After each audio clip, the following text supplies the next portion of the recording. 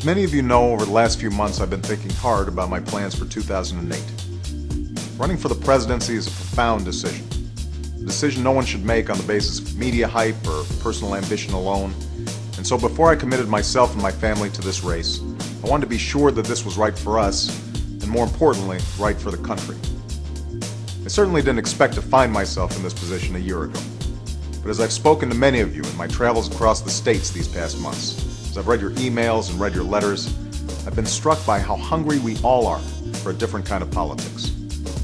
So I've spent some time thinking about how I could best advance the cause of change and progress that we so desperately need. The decisions that have been made in Washington these past 6 years and the problems that have been ignored have put our country in a precarious place. Our economy is changing rapidly, and that means profound changes for working people. Many of you have shared with me your stories about skyrocketing health care bills, the pensions you've lost, and your struggles to pay for college for your kids. Our continued dependence on oil has put our security and our very planet at risk. We're still mired in the tragic and costly war that should never have been waged.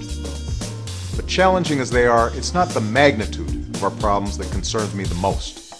It's the smallness of our politics. America's faced big problems before, but today our leaders in Washington seem incapable of working together in a practical, common-sense way.